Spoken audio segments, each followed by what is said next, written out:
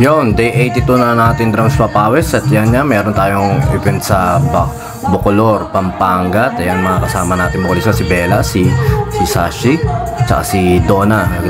Laki na ginaganda ni Donna ngayon. Tsaka laki ng mga ginagaling yan, mga talagang sana. Tsaka yan, sumabay sila sa atin sa truck pa uwi. Dahil kung mga kalumpit mga dadaan yan. Tsaka isa, taga Cavite pa, si Sashi.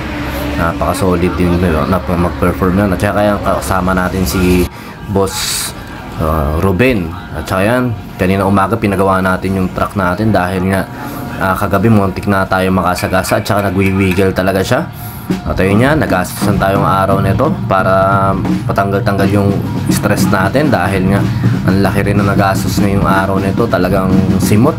Pero sabi nga rin, may lesson din ako natutunan doon kay Boss Ruben na kung hinanayangan mo yan, kagaya kahapon, munti ka na makasagasa kasi may biglang tumawid na bata kahapon.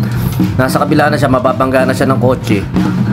Hinintuan na siya ng kotse. Kala ko hihinto na rin, bigla naman tumawid sa harapan ko, pambira. Buti na lang nakapreno rin tayo.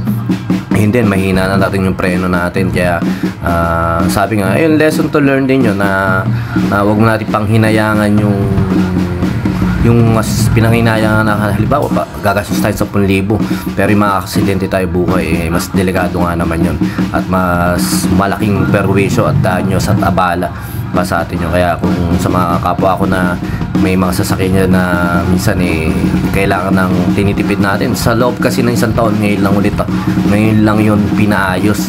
Matagal na yung problema na yun, yung nagwiwigil yung gulong kasi meron na pa siya na oversize na pala yung pinaglalagyan ng bearing doon sa kanang ano ko. Kaya pag nalulubak ako talaga nagwiwigil siya.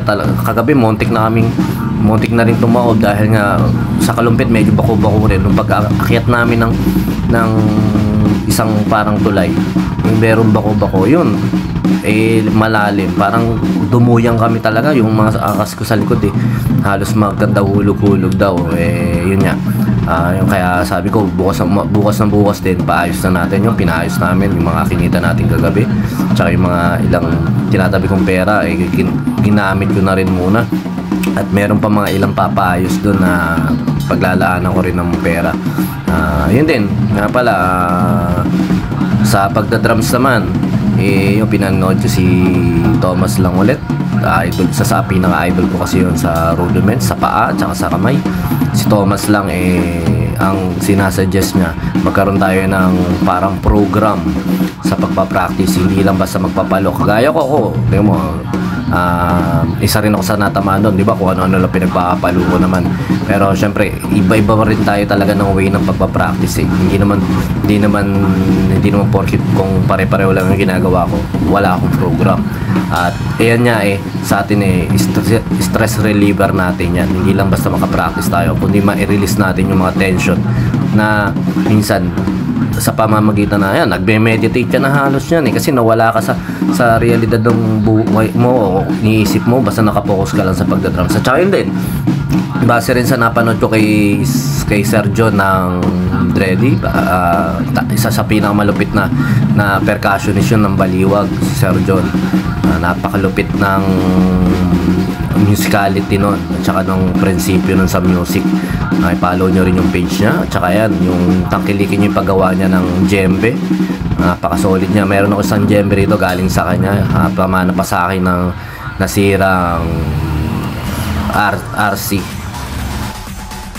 Magandang araw boss, baka meron kayong mga upcoming events dyan na parating gaya ng birthday, kasal, binyag, lahat ng klaseng okasyon, Christmas party. Meron po tayong pinarerenta, baka kailangan nyo ng banda, acoustic band, full band, sequencer, lahat po na yan meron po tayo. Baka pwede po namin kayo matulungan sa inyong mga kailangan sa mga upcoming events nyo. Tara, usap po tayo. Pwede nyo po kami contact sa 0935-311-7520 at 0933-035-9117 at sa aming Facebook account na BJAM Lights and Sound. Salamat po.